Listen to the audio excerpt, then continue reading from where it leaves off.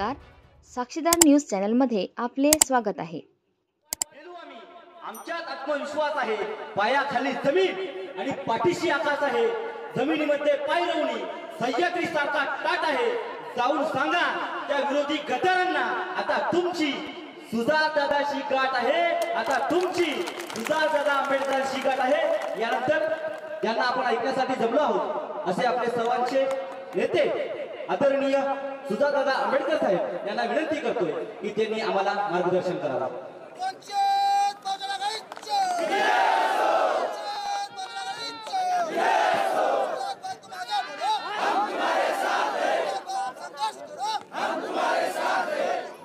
समतेचे विचार रुजवणाऱ्या सर्व महामानवांना त्रिवार अभिवादन करतो आणि तसेच मंचावरती उपस्थित अरुंधतीताई शिरसाट, अविनाशदादा भोसीकर, तसेच आपले जिल्हाध्यक्ष कांबळे दादा, आपले तालुक्याचे अध्यक्ष राजूभाऊ कांबळे, खंडारेताई, ज्योतिपाल साहेब, तसेच मंचावरती उपस्थित सर्व मान्यवर, इथे उपस्थित माझ्या माता भगिनी, बंधू आणि या चळवळीतल्या तमाम साथीदारांना माझा जय जिजाऊ, जय शिवराय, जय ज्योती, जय क्रांती, जय लहुजी, जय मल्हार, अस्सलाम वालेकुम रहमतुल्लाहि बरकातू आणि जय भीम। मित्रांनो, आज आपण इथे जमलोय तर त्या स्थानिक स्वराज्याच्या निवडणुकीच्या पूर्वतयारी। आपल्या सर्वांना माहिती आहे की आपल्या कळमनुरीमध्ये निवडणूक लागली आणि आपल्या सर्वांना हे सुद्धा माहिती आहे की गेल्या लोकसभेमध्ये, विधानसभेमध्ये नक्की काय झालं। आणि मला आपल्याला आवर्जून सांगायचंय की लोकसभेमध्ये, विधानसभेमध्ये झालं ते झालं। आमदार, खासदार कधीही आपली लोक नव्हती, हे आपण सर्वांनी समजून घेतलं पाहिजे। आपल्या हक्काची लोक, तुमच्या दैनंदिन जीवनामध्ये फरक पडणारे असे निर्णय घेणारी लोक, तुमच्या मूलभूत गरजांवरती काम करणारी लोक ही स्थानिक स्वराज्य संस्थेचे उमेदवार असतात, हे झेडपीचे मेंबर्स असतात, हे पंचायत समितीचे मेंबर्स असतात आणि हे तुमचे नगरसेवक असतात। म्हणून मी तुम्हाला इथे उभं राहून एवढीच कळकळीची विनंती करतो की मागच्या निवडणुकीमध्ये झालं ते झालं, या स्थानिक स्वराज्य संस्थेच्या निवडणुकीमध्ये कोणत्याही परिस्थितीत आपल्याला वंचित बहुजन आघाडीचे जास्तीत जास्त उमेदवार निवडून आणायचे, अशी मी आपल्या सर्वांना इकडे कळकळीची विनंती करतो। आणि मित्रांनो, हेच म्हणत असताना आपण सर्वांनी समजून घ्या की आमदार गेले, खासदार गेले, कितीतरी वेगळ्या सत्ता घेऊन गेल्या। पहिले काँग्रेस राष्ट्रवादीची सत्ता होती, मग भाजप शिवसेनेची सत्ता झाली, मग काँग्रेस राष्ट्रवादी शिवसेनेची सत्ता झाली, मग भाजप शिवसेना राष्ट्रवादीची काँग्रेसची सरकार झाली। पण तरी आपले प्रश्न सुटले का? नळाचे प्रश्न सुटले का? पाण्याचे प्रश्न सुटले का? शेतीचे प्रश्न सुटले का? आरोग्याचे प्रश्न सुटले का? शिक्षणाचे प्रश्न सुटले का? नाही। आतापर्यंत जी लोक येतात ही लोक फक्त आणि फक्त स्वतःचे खिसे भरणं, स्वतःचे टेंडर काढवणं, स्वतःचे कॉन्ट्रॅक्ट भरणं याच्यासाठीच सत्तेमध्ये येतात। आता आपल्याला ह्या लोकांना उचलून सत्तेच्या बाहेर फेकायचंय आणि कोणत्याही परिस्थितीमध्ये वंचित बहुजन आघाडीचेच उमेदवार निवडून द्यायचे।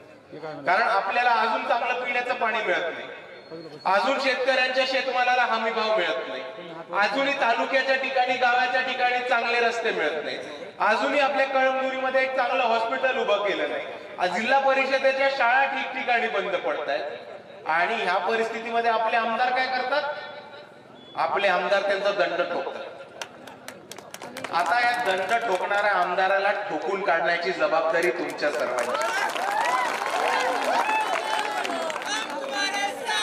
एकदा नडून तरी बघा, एकदा नडून तरी बघा। लांब न ओरडणारी लोक असतात, ती चावत नाहीत, लक्षात ठेवा। नुसतं दहशत निर्माण करणार, भीती निर्माण करणार।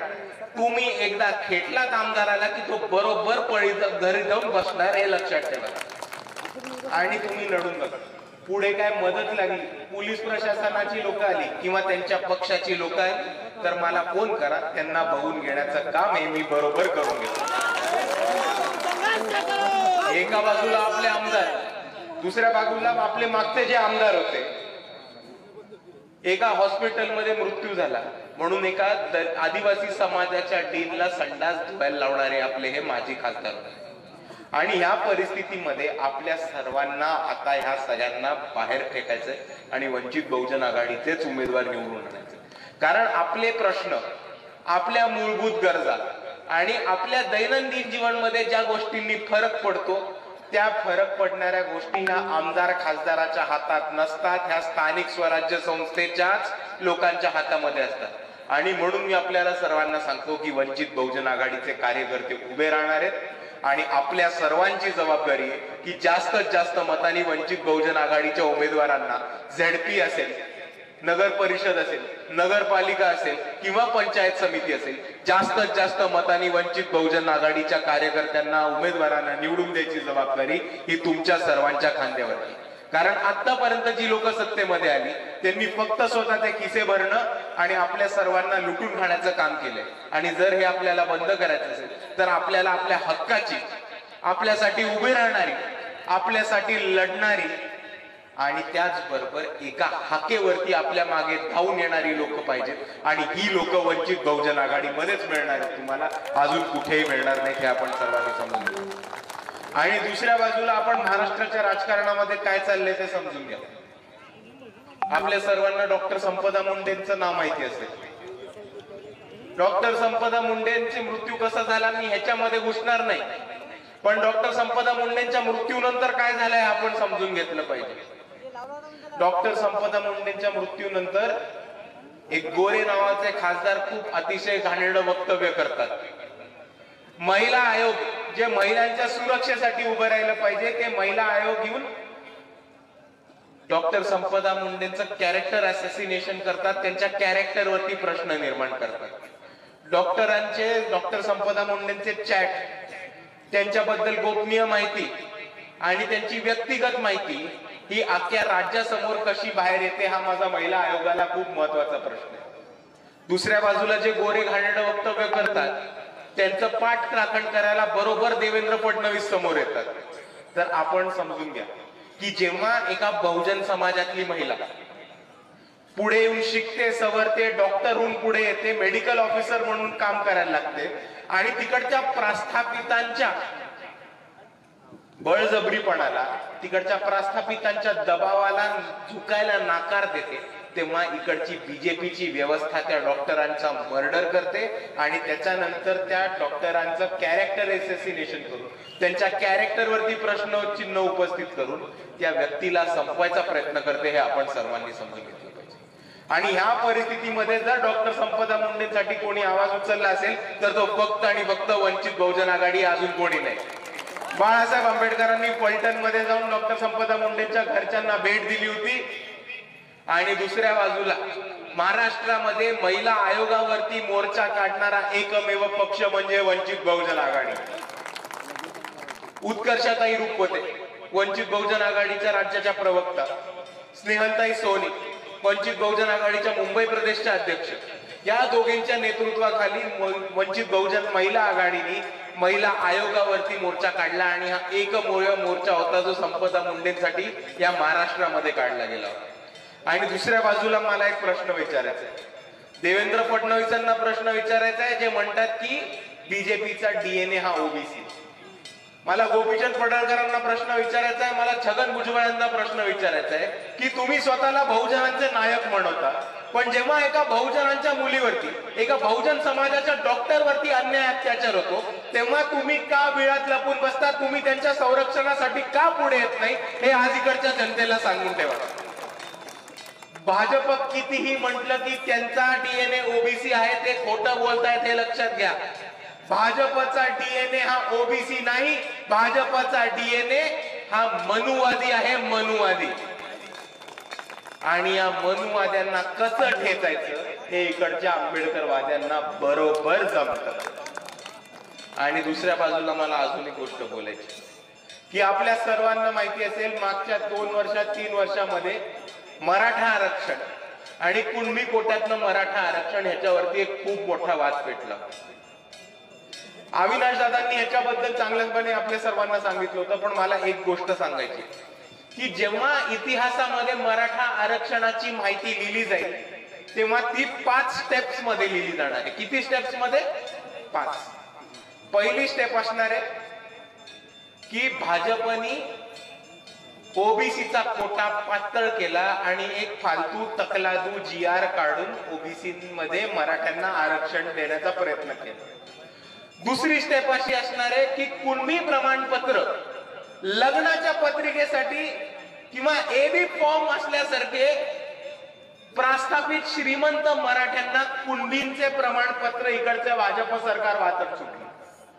तिसऱ्या बाजूला ओबीसींची जागा घेऊन ओबीसींच्या ठिकठिकाणी या श्रीमंत मराठा उमेदवारांना उभं करणार भाजप. चौथी स्टेप श्रीमंत मराठ्यांना उभं करून ओबीसींचं आरक्षण खतम करणारा पाऊल घेणारे भाजप.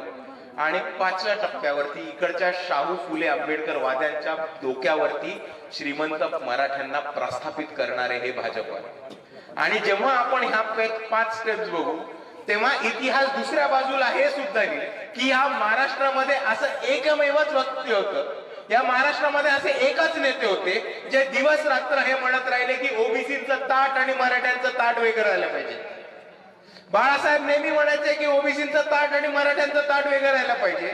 आणि त्यांचं हे सुद्धा म्हणणं होतं की गरीब मराठ्यांना, रयतेच्या मराठ्यांना, श्रीमंत मराठा नाही, शिवाजी महाराजांचा मराठा, निजामी मराठा नाही, संभाजी महाराजांचा मराठा यांना आरक्षण दिलं पाहिजे. पण या निजामी श्रीमंत प्रस्थापित मराठ्यांना आरक्षण दिलं नाही पाहिजे ही भूमिका घेऊन लढत होतं. तर ते फक्त आणि फक्त बाळासाहेब. आणि म्हणून जेव्हा इतिहासामध्ये ओबीसी आरक्षण आणि मराठा आरक्षणाच्या वादाचं जेव्हा नमूद केलं जाईल तेव्हा इतिहास हे गवाह राहील की ह्या महाराष्ट्रामध्ये ओबीसीचं आरक्षण वाचवणारा एकमेव नेता होता, तो म्हणजे ऍडव्होकेट बाळासाहेब आंबेडकर. आणि हेच बोलत असताना मला इकडे मुसलमान बांधव त्यांच्यासाठी एक गोष्ट सांगायची की आज तक हमने कांग्रेस को वोटिंग दी, लेकिन कांग्रेस ने सिर्फ और सिर्फ हमारा इस्तेमाल किया. 48 सीट है महाराष्ट्र में, 48 सीट्स में एक भी लोकसभा का उम्मीदवार मुसलमानों का कांग्रेस ने नहीं खड़ा किया. 288 सीट्स है विधानसभा में, 288 सीट्स में सिर्फ 12 सीटों पे मुसलमान कैंडिडेट ये कांग्रेस के टिकट पे खड़े हुए. तो आप समझ लो कि कांग्रेस हमें सिर्फ वोट मारने की मशीन समझती है, लेकिन वो हमें चुन के आने की, खड़े रहने की और जीतने के काबिल नहीं समझते आप खड़े. और दूसरी तरफ ये वंचित बहुजन आघाड़ी है जिन्होंने से 48 में से 8 या 12 कैंडिडेट ये मुसलमान के दिए थे और विधानसभा के टाइम 32 कैंडिडेट मुसलमानों के पहले लिस्ट में जाहिर करने वाली पार्टी थी तो वो वंचित बहुजन आघाड़ी थी. महाराष्ट्र के इतिहास में अगर जिला परिषद अध्यक्ष कोई मुसलमान महिला बनी है तो वो अकोला के जिला परिषद में बनी है, साबिया दीदी अंजुम नाम उनका. और इसीलिए मैं बोलता हूं कि मुसलमानों को जब जब नुमाइंदगी देनी होगी, मुसलमानों को जब जब पॉलिटिकल पावर देना होगा और मुसलमानों को जब जब पॉलिटिकल अस्तित्व खड़ा करना होगा तो आपके लिए सिर्फ एक ही पार्टी है, वंचित बहुजन आघाड़ी. क्योंकि और कोई आपके लिए खड़ा नहीं होने वाला. सब आपका इस्तेमाल करने वाले, सब आपके वोट लेने वाले और सब खुद के घर में ही टिकट देने वाले. ये आप बात समझ लो. लेकिन यहाँ वंचित बहुजन आघाड़ी है जिन्होंने महाराष्ट्र में सबसे ज्यादा मुसलमानों को टिकट देने का काम किया. दूसरी बात मैं ये बोलना चाहता हूं कि जब जब मुसलमान समाज पे अन्याय अत्याचार हुआ, जब जब मुसलमान समाज पे जुल्म जाती हुई, तब एक शख्सियत हमारे लिए खड़ी हुई, वो है जनाब अली प्रकाश अम्बेडकर. आप याद करके देखो, जब महाराष्ट्र में टीपू सुल्तान के स्टेटस रखने के लिए लोगों को अरेस्ट किया जा रहा था, तब वे वंचित बहुजन आघाड़ी थी जिन्होंने हमारे स्टेज पर टीपू सुल्तान का फोटो लगाया. छत्रपति शिवाजी महाराज, डॉक्टर बाबा साहेब अम्बेडकर, छत्रपति शाहू महाराज, महात्मा ज्योतिबा फुले, इन सब के साथ में टीपू सुल्तान का फोटो लगाया. वो फोटो को हार डाला और यहाँ के पुलिस प्रशासन को चैलेंज दिया कि अगर तुम में हिम्मत है तो हम पे एक्शन लेके दिखाओ, मुसलमान नौजवानों को हाथ नहीं लगाना.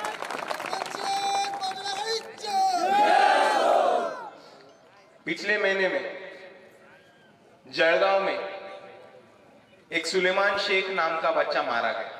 उसकी मॉब लिंचिंग कर दी गई. वहां के बीजेपी के प्रस्थापित नेता के गुंडों ने उसका मर्डर किया था, इसलिए कोई सामने आने को तैयार नहीं था. अगर वहां पे सबसे पहले कोई गया था और सुलेमान शेख के लिए अगर कोई कोर्ट में जाके केस रजिस्टर किया था तो वो सिर्फ और सिर्फ वंचित बहुजन आघाड़ी और कौन सी पार्टी नहीं। और जब महाराष्ट्र में मॉब लिंचिंग का सिलसिला चल रहा था तब वो बाला साहब अंबेडकर थे जिन्होंने ये बोला कि महाराष्ट्र की विधानसभा में एक मॉब लिंचिंग के खिलाफ बिल आना चाहिए और उनकी ये जिद थी कि उस बिल का नाम मोहम्मद पैगंबर रख दिया जाए। और दूसरी तरफ मैं ये भी कहना चाहता हूं कि जब औरंगजेब के स्टेटस रखने के लिए नौजवानों को अरेस्ट किया जा रहा था, जब औरंगजेब के स्टेटस रखने के लिए नौजवानों को पुलिस उठा रही थी, तब वो बाला साहब अंबेडकर थे जिन्होंने हिम्मत दिखा के औरंगजेब के मजार पे गए, फूलों की चद्दर चढ़ाई और बोला पुलिस प्रशासन को, ये बच्चे तो सिर्फ स्टेटस रख रहे, ये बच्चे तो सिर्फ फेसबुक पे अपडेट डाल रहे, अगर तुमको अरेस्ट करना है तो मुझे करो। ये हिम्मत दिखाने वाले बाला साहब अंबेडकर थे। और मैं दूसरी तरफ बोलना चाहता हूं धर्मांध हिंदू लोगों को, कट्टर हिंदुत्ववादी लोगों को, जो सिर्फ वो एक औरंगजेबचा फोटो घेऊन राजकारण करायचं बघतात, त्या कट्टर हिंदुत्ववादी लोकांना पण मला एक गोष्ट सांगायची आहे की जेव्हा कोरोना काळामध्ये महाराष्ट्रामधले तमाम मंदिरं बंद पडली होती तेव्हा पंढरपूरचे मध्ये आंदोलन करून विठोबाचं मंदिर उघडणारे सुद्धा बाळासाहेब आंबेडकर होते। म्हणून जेव्हा कोणत्याही जातीवरती धर्मावरती अन्याय होतो तेव्हा एक पक्ष आपल्यासाठी उभा राहतो, एक ताकद आपल्यासाठी उभा राहते, त्याचं नाव आहे बाळासाहेब आंबेडकर आणि वंचित बहुजन आघाडी। आणि म्हणून मी आपल्या सर्वांना जाता जाता एवढीच विनंती करतो, आपल्या सर्वांना एवढीच विनंती करतो की येणाऱ्या निवडणुकीमध्ये जिल्हा परिषद असो, पंचायत समिती असो, विधान परिषद असो, नगर परिषद असो, नगरपालिका असो किंवा महानगरपालिका असो, आपल्या हक्काची लोक, आपल्यासाठी लढणारी लोक ही वंचित बहुजन आघाडीचे कार्यकर्ते आहेत आणि आपण सर्वांनी त्यांना जास्तीत जास्त मतांनी निवडून द्यावं एवढी मी आपल्या सर्वांना विनंती करतो। आणि जाताना अजून एक मुद्दा सांगायचा मला, एकच की स्थानिक स्वराज्य संस्था आहेत, आपल्या सर्वांच्या खांद्यावरती जबाबदारी, आपणच आपल्या वॉर्ड मध्ये, गणामध्ये, गटामध्ये घरोघरी जावा, शेवट